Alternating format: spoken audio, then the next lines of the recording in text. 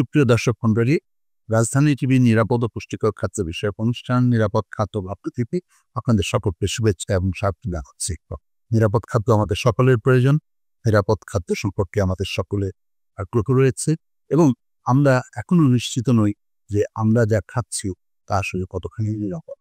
কিন্তু আমাদের খাদ্য যে অনিরাপদ সেটাই কি আমরা নিশ্চিতভাবে জানি? তাও তো না। যদি অনিরাপদই হতো তাহলে এত মানুষ প্রতিদিন খাদ্য গ্রহণ করছে, তাহলে তাদের উপরে তার প্রতিক্রিয়াটা কি? আমার মনে হয় এবং রাজধানী টিভি যেটা মনে করে যে নিরাপদ খাদ্য বিষয়ে আমাদের অনেক ধারণা রয়েছে, অনেক বিশ্বাস রয়েছে, যেগুলো সম্পর্কে আমাদের নতুন করে ভাবনা রয়েছে।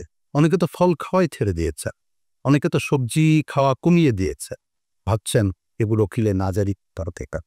সুতরাং সত্যটা কতটুকু সেটা জানবার জন্য আমাদের আজকের অনুষ্ঠানের নামকরণ আমরা করেছি, সেটি হচ্ছে নিরাপদ খাদ্য বিষয়ে প্রচলিত ধারণা ও বাস্তবতা। অর্থাৎ যা আমরা জানি তা কতটুকু সত্য, অথবা আমরা যা জানি না, যে বিশ্বাস নিয়ে বসে আছি, সেটি আসলে কতখানি বাস্তব। এই আলোচনায় আমার সঙ্গে রয়েছেন জনাব মোহাম্মদ মাসুদ আলো, যিনি জাইকা ফুড সেফটি প্রজেক্টের একজন বিশেষজ্ঞ এবং এই সাথে ন্যাশনাল টিম লিডার হিসেবে দায়িত্ব পালন করছেন। মাসুদ আলম, আপনাকে স্বাগত জানাচ্ছি। ধন্যবাদ আদরান মিটুন ভাই, আপনাকেও ধন্যবাদ আমাকে আমন্ত্রণ। আমার সঙ্গে রয়েছেন দর্শক মণ্ডলী ফারজানা ইসলাম, তিনি লেখক এবং গবেষক।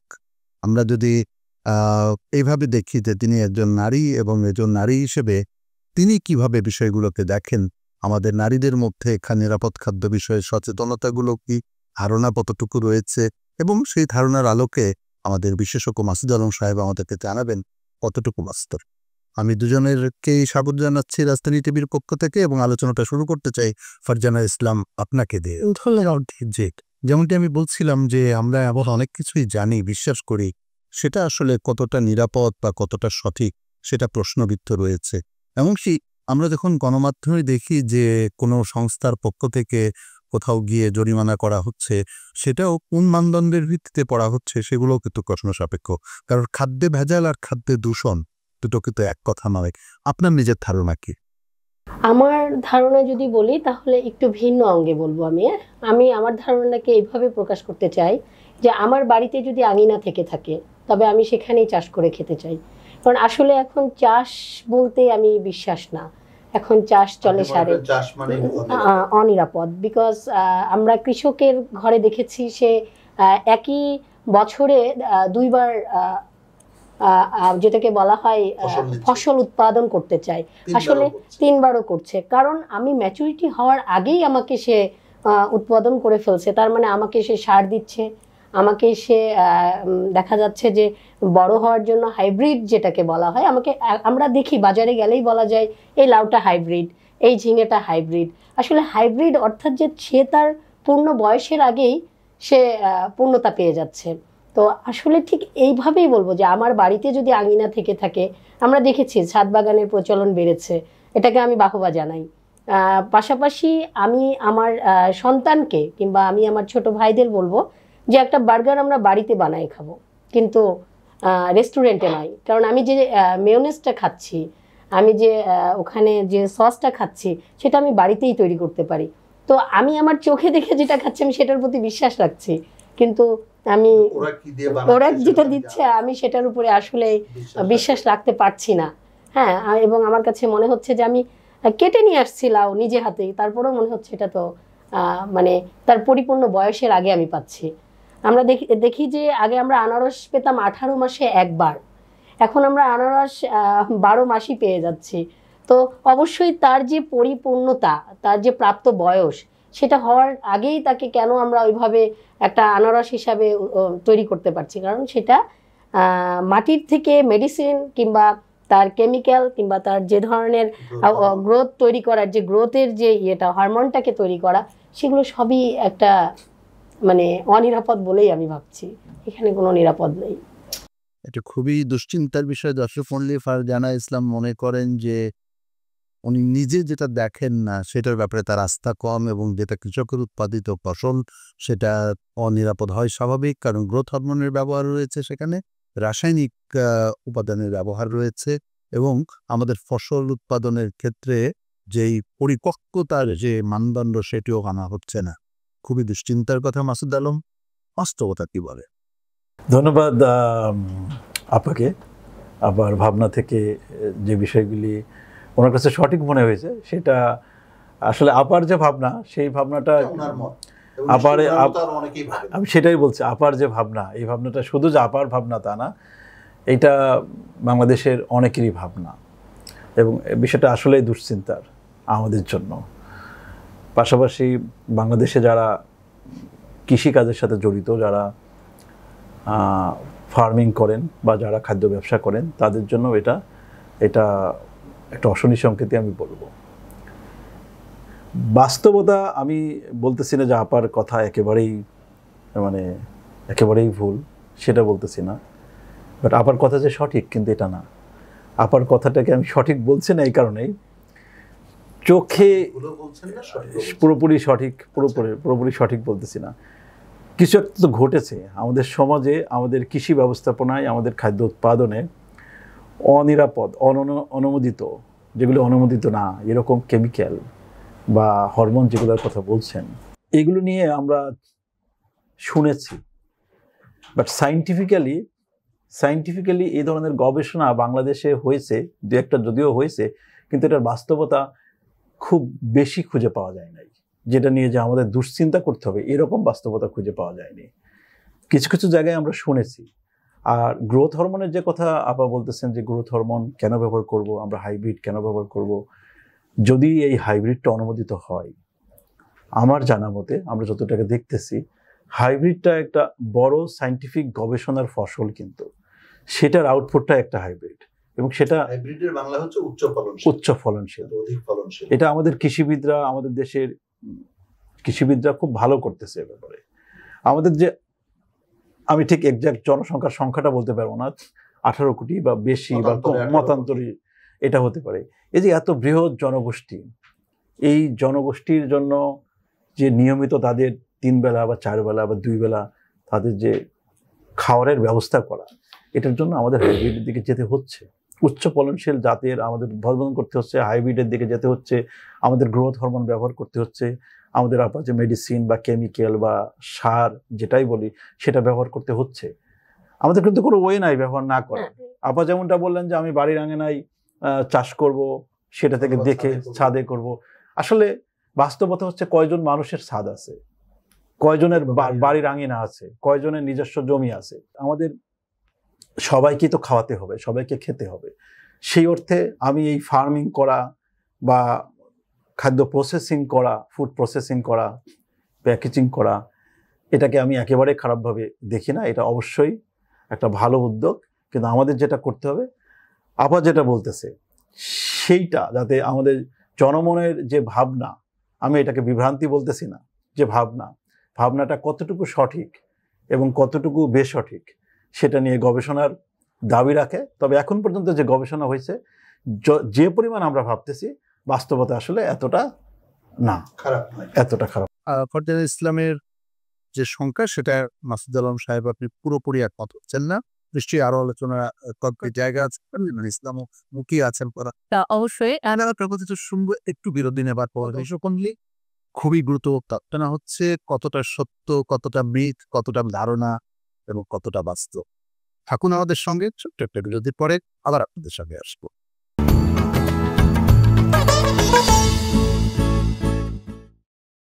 দর্শক মণ্ডলী, বিরতির পরে আপনাদের সকলকে শুভেচ্ছা জানাচ্ছি। আমরা কথা বলছিলাম নিরাপদ খাদ্যের বিষয়ে, এবং সেখানে কতটা ধারণা, কতটা বাস্তবতা, কোনটা নিরাপদ কোনটা নিরাপদ নয়, সে বিষয়ে ফারজানা ইসলাম সংশয় ব্যক্ত করেছেন। মাসুদ ইসলাম সাহেব বলেছেন ফারজানা ইসলামের ধারণা পুরোপুরি বাস্তব নয়, আমাদের আরো জানতে হবে। কি জানতে হবে আমরা সেটা ফারজানা ইসলামের কাছে একটু জানতে চাই। মাসুদ সাহেব তো আপনার কথাতে জি ধন্যবাদ, যে আমি মাসুদ ভাইয়ের মতো একজন মানুষের সাথে কথা বলতে পারছি, সে এই বিষয়ে অনেক বেশি জ্ঞানী। বাট আমাদের যে ধারণা যে প্রতিটাই সত্য হবে তা ঠিক না, কিন্তু আসলে আমরা ভয় পাই। কেন ভয় পাই? আমি আমার জায়গা থেকে যেটা বলবো, যে এই যে প্যাকেজিং ব্যাপারটা বললো, আসলে আমরা প্যাকেজিং খাবারটা কেনার সময় দেখতেছি মেয়াদ উত্তীর্ণ না মেয়াদ আছে। হ্যাঁ, আমরা এটাও দেখেছি যে ব্যবসায়িক কিছু সুবিধাভোগী যারা, সুবিধা নিতে চায় ব্যবসায়, তারা কিন্তু তাদের খাবারটাকে পুনরায় আবার রিপ্যাক করার, অসৎ ব্যবসায়ী, হ্যাঁ যারা অসৎ ব্যবসায়িক, যে তারা কিন্তু রিপ্যাক পজিশনটা না রেখে তারা করে কি ওটাতে ডেট কিংবা মেয়াদটাকে আবার রি মেয়াদে দেয়। তো আমরা এখানে কিভাবে নিশ্চয়তা পাবো? হ্যাঁ, ল্যাব হয়েছে, আমরা ল্যাবে ওটাকে পরীক্ষিত করেছে, ল্যাব হয়েই প্যাকেটজাত হয়েছে, কিন্তু তারপরে যে ওটাকে আবার রিডেট দেওয়া হচ্ছে, এই রিডেটটা কিন্তু মাসুদ ভাই নিজেও বলতে পারবে না যে সে সেখানে নিরাপদ কিনা, কিংবা আমি নিজেও বলতে পারবো না আমি সেখানে নিরাপদ কিনা। তো আসলে আমি যেটা বলবো যে আমাদের আসলে এই যে জিনিসটা আমরা মানে প্যাকেটজাত কিনে নিয়ে আসছি, আমরা দেখি এখন এটা আমাদের বাসাতে এখন অত্যাধুনিক হিসাবে অনেক পণ্যের সৃষ্টি হয়েছে, ওভেন হয়েছে, আমরা বাড়িতেই পুডিং তৈরি করে খেতে পারছি, আমরা বাড়িতেই পিৎজা তৈরি করে খেতে পারছি, কিংবা বাড়িতেই আমরা একটা মেয়োনেজ তৈরি করে নিচ্ছি, বাড়িতেই একটা সস তৈরি করতে পারছি। হয়তো বা একটু কষ্ট, কিন্তু আমি তো নিরাপদ। হ্যাঁ, আপনি কতটুকু নিরাপদ আমি মাসুদের কাছে রাখবো, কারণ আপনি যে পুডিংটা বানাবেন সেই পুডিংটা তো ডিম দিয়ে বানাবেন। হ্যাঁ, এইখানে প্রশ্ন হলো ওই যে আমি আগেও বলেছিলাম, আবারও আমি ফিরে আসছি যে গ্রোথ মিটার, মানে যেটা গ্রোথ বলছি, যে হরমোন যে বিষয়টা, তো আসলে এ কারণে দেখা যায় আমাদের গ্রামের বাচ্চাদের আপনি একটু দেখবেন যে তারা দেশি ডিম খাচ্ছে, দেশি ফসল খাচ্ছে, দেশি সবজি খাচ্ছে, তারা কিন্তু লিকলিকে, কিন্তু তারা চলছে অনেক বেশি ফাস্ট আমাদের শহরের ছেলেপেলেদের থেকে ফাস্ট। হ্যাঁ, এবং তাদের যে বাবা বস্তা মাথায় করে নিয়ে আসতেছে, তারা হয়তো বা দৌড়ে যায় বলছে আমারে দাও আমিও নিতে পারবো। কিন্তু আমাদের শহরের ছেলেদের দেখেন, জাস্ট একটু যদি আমরা চোখ বন্ধ করেও ভাবি যে আমার বাচ্চাটা যখন স্কুলে যাচ্ছে, আমি লিফটে উঠানোর সময় ওর ব্যাগটা ঘাড়ে নিচ্ছি, কারণ ও হাঁফসে যাচ্ছে, ও নিজেই নিজের শরীরের সাথে লড়াই করতে পারছে না। এখানে যদি বলেন যে বিকজটা কি, রেজনটা কি, তাহলে আমি বলবো এখানে রেজনটা এইটাই যে আমরা আমাদের পরিকল্পনা অনুযায়ী বাচ্চাদের স্বাস্থ্যের জন্য আসলে যে পরিমাণ খাদ্যগুলো কিংবা যে ধরনের খাদ্যগুলো প্রয়োজন, আমরা তাদেরকে সেগুলো দিতে পারছি না।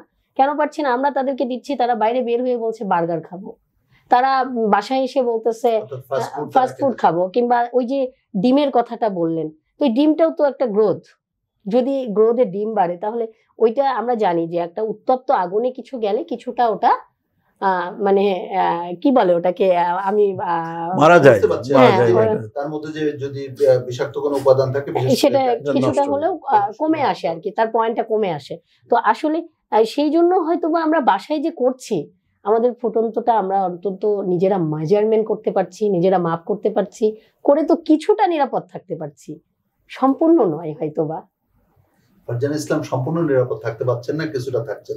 মাসুদ আলম ভাই, আপনি তো বুঝতে পারছেন উনি কি কি ইঙ্গিত করছেন, অনেক কথা রয়েছে, বলছেন যে আমি যে ডিমটা দিয়ে সেটা কতটুকু নিরাপদ, ওনার প্রশ্ন আছে ফল নিয়ে, ওনার প্রশ্ন আছে অসাধু ব্যবসার ব্যাপারগুলো নিয়ে, সবটা মিলিয়ে আপনার কি ধারণা, কি ধরনের প্রচলিত এরকম আরো অনেক? আমি মানে এক্সপার্ট আমি, সেটা ঠিক আছে, কিন্তু আপার যে ভাবনা, সেই ভাবনাটাকে আমি অত্যন্ত রেসপেক্ট করতেছি। এই কারণে রেসপেক্ট করতেছি যে আপার ভাবনাটা কিন্তু রিপ্রেজেন্ট করতেছে, আমাদের ভোক্তাদেরকে রিপ্রেজেন্ট করতেছে। তো আমরা যারা এক্সপার্ট আছি, বা যারা পলিসি মেকার আছে, যারা সিভিল সোসাইটি আছে, যারা জার্নালিস্ট আছে, যারা আপনারা আছেন, আমাদের কিন্তু দায়িত্ব সঠিকটা জানানো। যদি আমরা সঠিকটা জানাতে না পারি, তাহলে কিন্তু আমাদের যে বর্তমান প্রজন্ম, ভবিষ্যৎ প্রজন্ম, তারা যে সঠিক যে পুষ্টি, সেই পুষ্টি থেকে বঞ্চিত হবে। যদিও আমরা নিরাপদ খাদ্য নিয়ে আজকে কথা বলতেছি, কিন্তু নিরাপদ খাদ্যকে অনিরাপদ মনে করে যদি আমরা আমাদের খাওয়া দাওয়া বন্ধ করে দিয়ে ঠিকমতো না খাই, তাহলে কিন্তু আমরা সঠিক পুষ্টি পাবো না, আমরা সুস্থ থাকতে পারবো না, আমাদের ভবিষ্যৎ প্রজন্ম মেধায় মননে ভালোভাবে বেড়ে উঠতে পারবে না। তো আবার প্রথম যে মানে কোয়েরিজ যেটা আমি শুনলাম, বিশেষ করে গ্রোথ হরমোন নিয়ে আপনারা যেটা বলতেছেন, গ্রোথ হরমোন কিন্তু ব্যান্ড কিছু না। জাতিসংঘের খাদ্য কৃষি সংস্থা FAO এবং WHO কোরেক্স অনুমোদিত এখানে কিছু গ্রোথ হরমোন আছে যেগুলি ব্যবহার করা যায়, এবং সেইটা আপনি যদি বাংলাদেশ ফুড সেফটি অথরিটির রেগুলেশনগুলি দেখেন, সেখানেও কিন্তু অনুমোদিত কিছু বিষয় আছে। তো আমাদের হয়তোবা আমাদের কৃষি অধিদপ্তরও এ ধরনের তাদের কিছু গাইডলাইন আছে। বিষয় হচ্ছে যে আমরা মানে চোখ বন্ধ করে সমস্ত কিছুকে মানে বলে দিলাম যে এটা অক্ষতিকর বা এটা ব্যবহার করা যাবে না। আমি আগেও বলেছি যে আমাদের 18 কোটি মানুষ, তাদেরকে খাওয়াতে হবে, যে কারণে আমাদের উচ্চ ফলনশীল, আমাদের হাইব্রিড এদিকে যেতে হচ্ছে। কিন্তু বিষয়টা হচ্ছে যে আমাদের যারা কন্ট্রোলিং এজেন্সি আছে বা যারা রেগুলেটরি বডি আছে, তাদেরকে যে ফার্মিংটা নিরাপদ উপায়ে হচ্ছে কিনা সেই বিষয়টা আমাদের নিশ্চিত করতে হবে, যাতে করে আমাদের যে ভোক্তাদের যে আকাঙ্ক্ষা, যে নিরাপদ খাদ্য চাই, সেই আকাঙ্ক্ষাটা যেন আমরা পূর্ণ করতে পারি। এখন আসি আপা যে প্যাকেজিং বা প্যাকেট ফুডের কথা বললো, যে লেবেলে ডেট চেঞ্জ করে দেয় বা ওটা তো একেবারে অসাধু কার্যকর। আপা এগুলো আমাদের নিয়ন্ত্রণ করতে হবে, পানিশেবল অফেন্স, এগুলো আমাদের নিয়ন্ত্রণ করতে হবে। আমরা প্রচলিত ধারণাগুলোর মধ্যে থাকতে চাই, যেমন ধরেন আপা বলছেন যে দেশি খাবারে পুষ্টি বেশি, আপনার আমরা যদি বাইরের খাবার খাই তাহলে সেটা ফাস্ট ফুড খাই, সেটা পুষ্টি মানে ঠিক হবে না, সেটা কি আসলে কতটা? সেইটা আসলে আমরা অনেকেই হয়তো বলে থাকি যে এইটা পুষ্টি সমৃদ্ধ খাবার, এইটা পুষ্টি, এইটা খুব বেশি পুষ্টি নাই। আসলে অপুষ্টি বা পুষ্টি নাই এরকম কোনো খাবার নাই, প্রতিটি খাবারই পুষ্টি সমৃদ্ধ। কিন্তু বিষয় হচ্ছে যে আমি কোন খাবারটা খাবো, আমার জন্য কোন খাবারটা উপযুক্ত। আপনার যেটা বললো যে আমাদের বাচ্চারা যে খাবারগুলি খাচ্ছে বা আমাদের দেশি খাবারের যে বিষয়গুলি বললো, দেশি খাবারে পুষ্টি বেশি, আমাদের বিদেশি খাবারগুলিতে পুষ্টি নেই, ব্যাপারটা এরকম না। আসলে আমরা চেষ্টা করব দেশের উন্নয়নের স্বার্থে দেশীয় খাবার খাওয়া, দেশের উন্নয়নের স্বার্থে আপনি দেশি খাবারের কথা বলছেন, সেটা পুষ্টির মানদণ্ড বা পুষ্টির মানদণ্ড এরকম। হ্যাঁ, পুষ্টির মানদণ্ডের অনেকে ফল খাওয়া ছেড়ে দিয়েছে, এখন তো ফলের মৌসুম, বাজারে হরেক রকমের ফল পাওয়া যাচ্ছে, দেশি বিদেশি সবটা। এইটার জন্য আমরা নিজেদেরকে, হ্যাঁ, আমরা নিজেদেরকে এই দায় থেকে মুক্ত করতে পারছি না, এর জন্য আমরা দায়ী, ডেফিনেটলি দায়ী। আমরা একটা প্রচারণা চালিয়েছি এক সময়, এটা প্রচারণা যখন প্রচারণা যখন আমরা চালিয়েছি তখন অনেকটা না বুঝেই চালিয়েছি, এবং এটা বলা যায় যে প্রায় 10-12 বছর আমরা আমাদের এই জাতিকে এই মেসেজটা দিতে সক্ষম হয়েছি, মানে বিশ্বাস করাতে সক্ষম হয়েছি যে ফলে শাকসবজিতে ফরমালিন আছে, সুতরাং এটা খাওয়া যাবে না, বা খেলেও যেটা তো সত্য নয়। না, এটা সত্য না তো। এবং বিষয়টা হচ্ছে কি, আমরা যেমনটা জানি যে একটা মিথ্যা কথা বারবার বলতে এবং সেই মিথ্যাটা যদি কোনো মানে সমাজের কোনো প্রতিষ্ঠিত লোক বলে বা সমাজের যারা একটা পর্যায়ে আছে তারা যখন বলে, তখন কিন্তু এটা সত্য হয়ে যায়। গবেষণা করে যেটা দেখেছেন যে আসলে ফলমূল শাকসবজিতে প্রাকৃতিকভাবেই ফরমালিন থাকে, বিশ্বের, হ্যাঁ, ফরমালডিহাইড থাকে। বিশ্বের অন্যান্য দেশেও গবেষণা হয়েছে, বিজ্ঞানীরা গবেষণা করেছেন, কৃষিবিদরা কাজ করেছেন যে ফলমূল শাকসবজিতে প্রাকৃতিকভাবেই স্বল্প পরিমাণ ফরমালিন থাকে, যেটা আসলে কোনো ক্ষতিকর না। সেটা ইউরোপিয়ান ফুড সেফটি অথরিটির স্ট্যান্ডার্ড এবং অন্যান্য দেশের যে স্ট্যান্ডার্ড, সেই স্ট্যান্ডার্ডের অনেক নিচে, যেটা ন্যাচারালি থাকে। আর ফলমূল শাকসবজিতে যদি কেউ ভুলক্রমে ফরমালিন দিয়েও থাকে, তো সেটা আসলে কোনো কাজ করে না, কারণ ফলমূল শাকসবজিতে ফরমালিন কাজ করতে হলে সেখানে প্রোটিন থাকতে হয়। তো আমাদের বিজ্ঞানীরা দেখিয়েছেন যে এখানে প্রোটিনের পরিমাণ অত্যন্ত নগণ্য, প্রোটিন থাকে না এটা বলছেন নগণ্য। সেই প্রোটিন আসলে এই ফর্মালডিহাইডের সাথে যে রিয়াকশন করবে, বাইন্ড করবে, কোটিং তৈরি করবে, হ্যাঁ, ইভেন যেটা বললেন ভাই যে ফরমালিন কাজ করার জন্য ছিটাই দিলাম কাজ করবে এমন না, চুবিয়ে রাখতে হবে নির্দিষ্ট সময় পর্যন্ত। তো এই যে ভুল ধারণা, এতে আমাদের দেশের মানুষ অনেকদিন এই ফল খায় না, শাকসবজি খায় না, চুবিয়ে রাখা অবস্থায়। জি, আমি শেষ করতে হবে আমাকে অনুষ্ঠান। আমি ফারজানা ইসলাম আপনার কাছে একটা প্রশ্ন রাখতে চাই। চকচক করলে শোনা হয় না, কথাটা সত্য, কিন্তু খাবারের ক্ষেত্রে তো আমরা সবাই চকচকে খাবারটাই পছন্দ করি। আপনারও তাই মনে হয়? আমার কাছে সেটা মনে হয় না। কেন মনে হয় না? এটা আমি প্র্যাকটিক্যালি দেখেছি যে একটি আপেল আমরা আগে কিনেছি, আমি আরো 10 বছর আগে যাই, পচে যায়, পচন ধরে। কিন্তু এখন আপেলটা আপনি রেখে দেন আপনার বাসায় যে কোনো জায়গায়, ও আস্তে আস্তে শুকোতে থাকবে, কিন্তু মনে হয় যে ও ঠিক আছে, হ্যাঁ, তো পচে না, কিন্তু শুকাতে থাকে। তো এখানে আমার কাছে অবশ্যই একটা অনিরাপদ ব্যাপার বলে মনে হয়। এবার আমি আসি আরেকটু ছোট্ট কথায়, সেটা হলো যে আমি দেখতে পাই যে আমাদের সমাজে অনেক জায়গায় মাছ, বিশাল বিশাল মাছ, এবং ওগুলোকে ফরমালিন ছাড়া আমার মনে হয় না যে ওইভাবে রাখা সম্ভব। তো ফরমালিন যদি ক্ষতি নাই হয়, তবে কেন আমাদের ধরেন যে কোট হচ্ছে, কেন ম্যাজিস্ট্রেটরা সেগুলোকে অ্যাটাক করছে, কারণ আমরা তো দিনে দিনে আমাদের অর্ধেক লাইফটাকে ক্লোজ করে ফেলছি এই ছোট ছোট ভুল ধারণা থেকে। তো যে আমরা হয়তো বা ভাবছি যে কোনোটাই ক্ষতি না, সব কয়টাই একটা নিয়ম এবং প্রসেস। আপা 2-3টা প্রশ্ন করেছেন, আমি খুব সংক্ষেপে চেষ্টা করবো। সংক্ষেপে আপা প্রথম বলেছেন হচ্ছে মাছ নিয়ে, মাছটা যদি ইম্পোর্টেড মাছ হয়, আমদানিকৃত মাছ হয়, সেই মাছটা যদি ফ্রোজেন অবস্থায় এই মোর দেন 20-22 ডিগ্রি সেলসিয়াসের বেশি যদি হয়, মানে 25 বা -32 এরকম তাপমাত্রায় আসে, তাহলে মাছটা তো অনেক শক্ত অবস্থায় আসে, এবং সেইভাবে যদি সংরক্ষণ করা হয় এবং ইন্ডাস্ট্রির যে প্রসেস, সেই প্রসেসে যদি করা হয় -20 বা 25 ডিগ্রি নিচে আসে, সেটা যদি ভালোভাবে সংরক্ষণ করা হয়, কুল চেইন মেনটেন করা হয়, তাহলে আপা এটা দীর্ঘদিন মাছ থাকতে পারে। এটা নিয়ে আশঙ্কার কিছু নাই। এখন এখানে যদি কেউ অসাধু ব্যবসায়ী ফরমালিন ব্যবহার করে, সেটা অবশ্যই টেস্টের বিষয় আছে, ল্যাবে পরীক্ষার বিষয় আছে, তা না করে আমরা চোখে দেখে এটাকে বলতে পারি না। আপা মনে হয় আপেলের কথা বলেছিলেন। আপা বিষয় হচ্ছে যে আপেল যে ধরনের ফ্রুটস, ন্যাচারালি সৃষ্টিকর্তা আপেলের উপরে একটা মোম ক্রিয়েট করে, আপনি খেয়াল করবেন মোমের মতো ক্রিয়েট হয়, ওই মোমটা আসলে ইটস কাইন্ড অফ কোটিং হয়, এবং সেটা শেপ লাইফটা বাড়িয়ে দেয়। যখন মোমের কোটিং হয় তখন বাতাসটা ভিতরে ঢুকতে পারে না, ছিদ্রগুলি বন্ধ হয়ে যায়, তখন এটার মেয়াদটা বেড়ে যায়। আবার অনেক সময় আর্টিফিশিয়াল কৃত্রিমভাবেও এখন মোমের কোটিং দেওয়া হয়, যে মোমের কোটিংটা খাওয়া যায়, মানে এডিবল, অনুমোদিত। আবার এই প্রশ্নটা আমার মনে হয় আপনি এখন বুঝতে পারছেন। ধন্যবাদ। আমরা একটা কথা বুঝতে পারছি দর্শক এই দুজনের আলোচনা থেকে, সেটা হচ্ছে আমাদের সংশয় রয়েছে। ফারজানা ইসলাম যেমন নানান পণ্যের উদাহরণ দিয়ে কলার প্রসঙ্গটা আমরা আলোচনায় আনতে পারলাম না, কিন্তু কলা নিয়ে, কলা চুবিয়ে পাকানো বা ছিটিয়ে কোনো একটা রাসায়নিক দ্রব্য, সেটা ফরমালিন নয় অবশ্যই, আমরা সবাই জানি। এটা